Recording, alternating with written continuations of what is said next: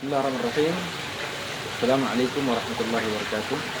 Alhamdulillah wassalatu wassalamu ala Rasulillah wa ala alihi wa sahbihi wa man wala.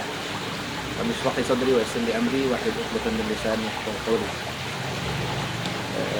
Jamaah Masjid Sunda Kelapa dan teman-teman sekalian dirahmati oleh Allah Subhanahu wa taala yang menonton acara ini.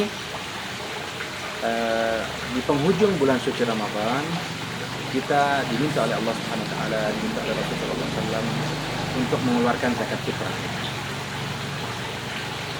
Spektrum zakat fitrah ini ada dua, mustahik dan juga muzakki. Muzakki yang memberikan zakat, mustahik orang yang menerima zakat. Hikmah dibalik diwajibkannya zakat fitrah ini apa? Yang pertama, tuhratan lis-shaimi minal lagwi war-rafath.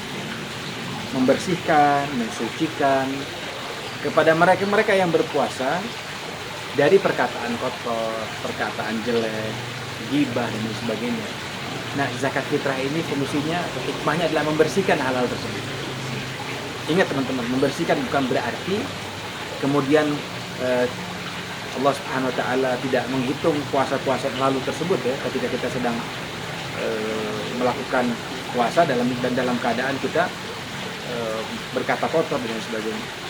Tapi fungsinya adalah membersihkan atau memberikan kesempurnaan akhir puasa kita dari perkataan-perkataan yang kotor dan hal-hal yang jelek lainnya. Jadi yang keluar dari mulut kita.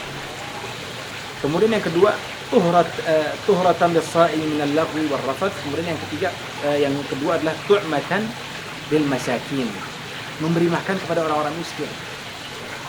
Jangan di saat orang-orang sedang berbahagia, ya, kemudian ada segelintir orang atau sebagian orang yang kemudian tidak merasakan kebahagiaan tersebut. Mungkin dia nggak dapat makan pada saat sedang Idul Fitri, mungkin tidak dapat sedikit yang bisa membangkitkan tubuhnya dia karena memang tidak ada makanan. Nah, fungsi dari zakat fitrah tadi adalah memberikan mereka tersebut kesamaan di bulan Syawal, di awal Idul Fitri. Semuanya itu di saat yang sama bisa makan. Dan Rasul sallallahu alaihi wasallam farada zakat al-fitr sa'an dan tamam sa'an syair. Kalau dikiaskan di Indonesia atau dianalogikan di Qutul Balad, itu sekitar 2,5 kilogram beras atau 3,5 liter beras. Kita memberikan mulai diwajibkan itu setelah kita berbuka puasa di hari terakhir di bulan suci Ramadan. Di hari terakhir itu mulai itu diwajibkannya kita mengeluarkan zakat al-fitr. Dari mulai malam sampai sebelum khatib naik mimbar di keesokan harinya ketika sedang hari raya Idul Fitri. Jadi kalau bisa di malam Idul Fitri kita disunahkan. Ya, waktunya itu paling sunnah itu adalah setelah sholat maghrib ya, ke malam Syawal. Itu sunnah untuk kita keluarkan. Zakatnya wajib, tapi waktu-waktunya itu. Waktu-waktu yang paling baik adalah ketika malam hari di bulan Syawal ya. Malam 1 Syawal. Ini sebaiknya kita keluarkan di hari-hari tersebut. Bagaimana kalau dikonversikan dengan uang gitu ya?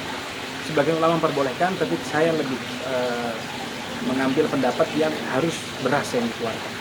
Karena kalau uang mungkin tidak dibelikan makanan dan lain sebagainya, dan kita diminta untuk membeli bahan-bahan pokok supaya mereka bisa makan di hari raya Idul Fitri.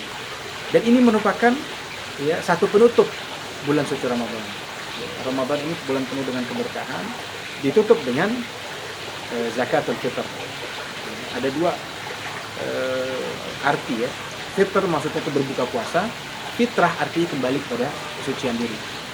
Para ulama berbeda pendapat tentang mana yang pas untuk disebutkan zakatul fitr atau zakat fitrah. Dan mereka semua bersepakat dua-duanya sama. Jadi boleh kita menyebutkan zakatul fitr, boleh juga kita menyebutkan zakatul fitrah. Fitrah artinya kembali kepada kesucian diri, fitr artinya berbuka puasa. Zakat itu sendiri artinya penambahan, penyucian dan lain sebagainya.